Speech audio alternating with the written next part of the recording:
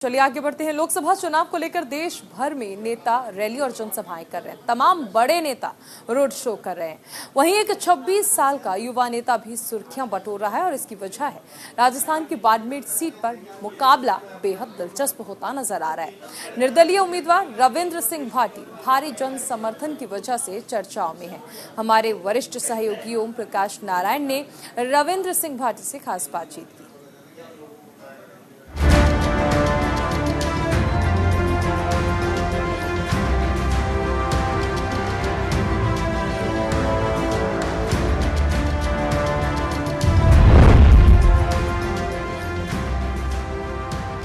हमारे साथ हैं खुद रविंद्र सिंह भाटी जी।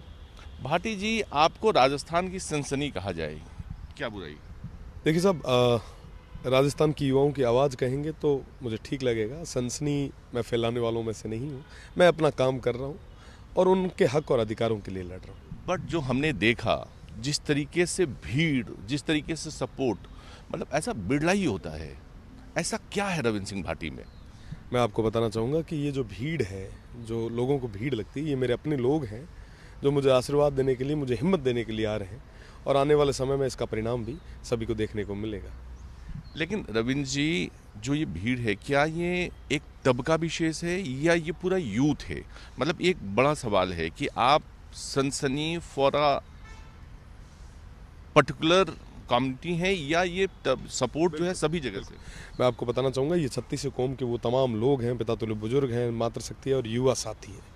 हर वर्ग, हर समुदाय, हर जाति, हर धर्म है जो कहीं ना कहीं इस थार को बढ़ते हुए देखना चाहते हैं, इस थार को परिवर्तन की ओर ले जाना चाह रहे हैं। जी, ऐसा क्या है कि आप जिस सीट से चुनाव लड़ रहे हैं वहाँ पर सभी दिग्गज जा रहे हैं आपके खिलाफ में, मतलब प्रधानमंत्री तक जा रहे हैं, तो क्या है?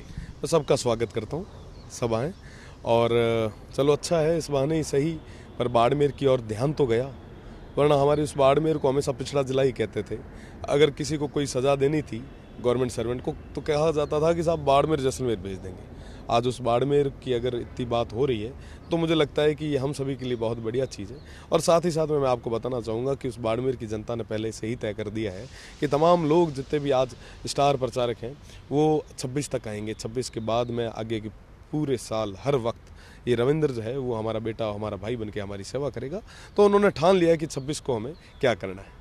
वैसे जो आप पहला चुनाव लड़े थे विधानसभा का, थोड़े दिन पहले, जहां आपको मास सपोर्ट मिला, उस समय ये कहा गया था कि बीजेपी से टिकट नहीं मिली थी और आप गुस्से में इंडिपेंडेंट चले गए थे। क्या इस समय भी आपने कोशिश की थी?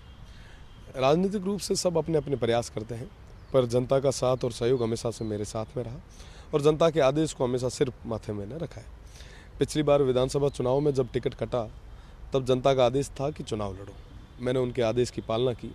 मुझे पता था कि अगर चुनाव ये मैं लूज़ कर जाऊंगा तो राजनीतिक रूप से एक बहुत बड़ा नुकसान मुझे होगा। तमाम जितने भी पॉलिटिकल लोग थे उन सभी ने कहा कि अभी अगर ये नुकसान हुआ तो 8 से 10 साल तक इसकी भरपाई नहीं हो पाएगी, सोच समझ के फैसला लेना। पर मुझे जनता पे विश्वास था। आज भी उसी जनता ने कहा कि चुनाव लड़ो।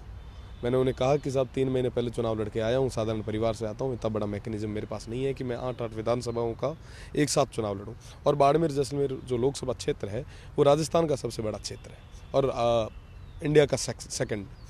तो इतना बड़ा चुनाव मैं कैसे लड़ूंगा? तो जनता का जो उत्साह देखा, जोश देखा, उन्होंने कहा कि हम सब रविंद्र बन के काम करेंगे, आगे आओ। आपसे एक सिंपल सवाल करना चाहता हूँ। आपको क्या लगता है कि देश में जो इस समय सरकार चल रही है, कैसी सरकार है, कैसा कामकाज है? सब अपना अपना कर रहे हैं, पर विशेषकर बाड़मेर जैसलमेर की कहीं बात हुई नहीं है अभी तक। नहीं, मैं देश की सरकार की बात कर रहा हूँ। देश की सरकार अपना काम कर रही है। कैसा काम है? मतलब मैं बात करना चाहूँगा बाड़मेर और जैसलमेर की, बालोतरा की, जहाँ से मैं आता हूँ, जहाँ मैं जाया जन्मा हूँ। वहाँ की स्थितियाँ गंभीर है और मैं चाहूँगा कि आने वाले समय में मजबूती से उन लोगों की बात को सदेश की। आपके चुनाव लड़ने का फायदा किसको होगा? फायदा जनता को होगा और जनता पॉलिटिकली तो ये मैसेज जा रहा है कि आपकी वजह से बहुत सारी सीटें कोई बीजेपी फाइट में है। मुझे नहीं पता मेरी वजह से क्या हो रहा है, क्या नहीं हो रहा है, पर मैं ये दावे के साथ कह सकता हूँ कि फ़ायदा जनता का हो रहा है और जनता का आशीर्वाद मेरे साथ में। चलिए, आपने इन न्यूज़ इंडिया को इतना वक्त दिया, इसके लिए बहुत बहुत शुक्रिया।